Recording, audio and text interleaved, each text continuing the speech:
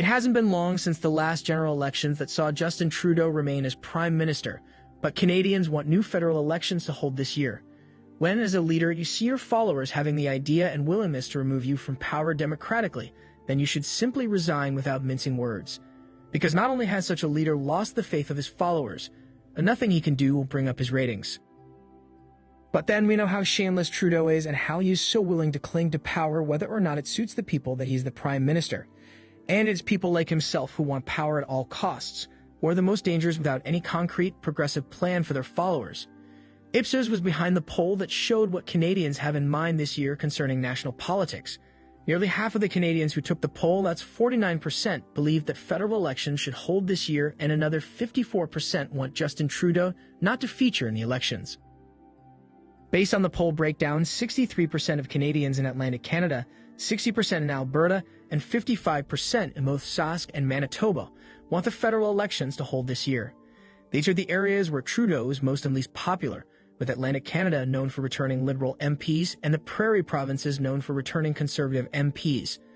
But with the way Trudeau has succeeded in mismanaging the country and leading us down the dark path of economic distress and a potential recession, I doubt he would command a majority from the provinces known to support Liberal politicians. The case of Ontario is a different one, though. The most populous province in Canada has a different idea regarding the federal elections, with only 46% of Canadians living there wanting a federal election to hold this year. This statistic is even lower than it is in Quebec, with the French-speaking province having 40% of its residents hoping for a 2023 federal election. But despite these encouraging statistics, less than half of those who voted in the poll believe that an election will actually occur, with the percentage at 43. Knowing Trudeau, he would most likely not want to initiate the process for new federal elections this year and would bring up silly reasons to defend his claim. With support from the NDP, he would succeed in his plan to hold off elections and not fulfill the majority's wish. That's unless Jagmeet Singh, the leader of the NDP, wants to be Prime Minister sooner than his party expects. Meanwhile, most of the voters in every province in Canada except Quebec believe Trudeau should step down for someone else. Nationwide, 54% of Canadians say Trudeau should step down as Prime Minister and Liberal leader to let someone else take over. This particular opinion has a high number of supporters behind it, with 65% coming from Alberta, followed by 57% from Atlantic Canada, and Ontario, Sask, and Manitoba all having 55%.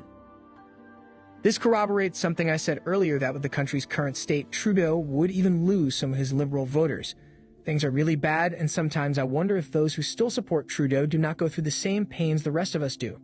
The high food prices, the ever-increasing unemployment rate, the high gas prices, and the fact that gender transitioning and everything LGBTQ is being forced down the throats of our children, while more pressing economic issues are left stagnant. Do Trudeau supporters not feel this? Do they not see this? If they have fears that force them to stick with Trudeau, I would genuinely like to know what they are, because it is confusing at this point how the current Prime Minister could still command votes in a federal election. Meanwhile, only 27% of Canadians actually believe that he would choose to step down for another person, just like his counterparts in the UK, Boris Johnson and Elizabeth Truss did. And they didn't wait for things to get so bad before they finally gave their resignation letters to the Governor-General. A Nanos poll released last month showed that the Conservative Party was enjoying 35% support, while the Liberals had a meager 29% support. What is even more surprising is the fact that youthful support for the Conservative Party is waxing strong.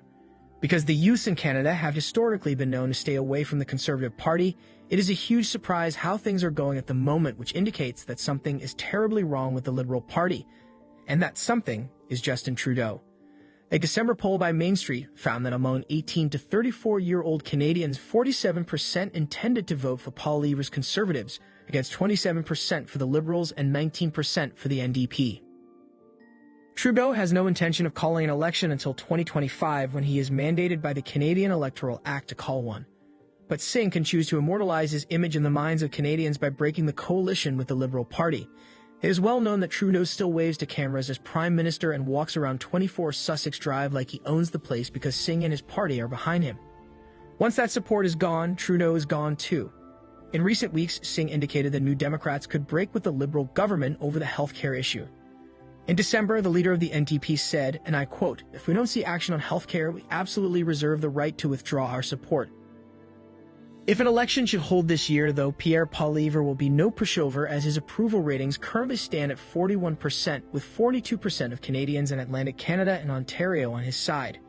The stinker here, though, is the fact that he has high disapproval ratings, with 59% of Canadians saying they disapprove of his performance, including 32% who strongly disapprove. Trudeau sits slightly higher, with 45% saying they approve of his performance, but like Poilievre, Trudeau has a strong core who oppose him. A total of 55% of Canadians say they disapprove of Trudeau's performance, including 33% who strongly disapprove.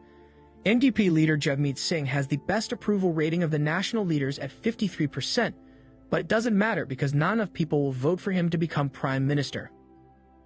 Whether there will be an election in Canada or not, only time and Canadians can decide because, ultimately, power rests with the people, and we are masters of our own fate. Do you believe an election will hold this year? How do you think the Canadian people can influence the possibility of a 2023 federal election? Please leave your thoughts in the comments section below. We would love to know what you think. There's a Telegram group where we can discuss matters of national importance without fear of being censored. The link to the group is in the description. We would love to have you.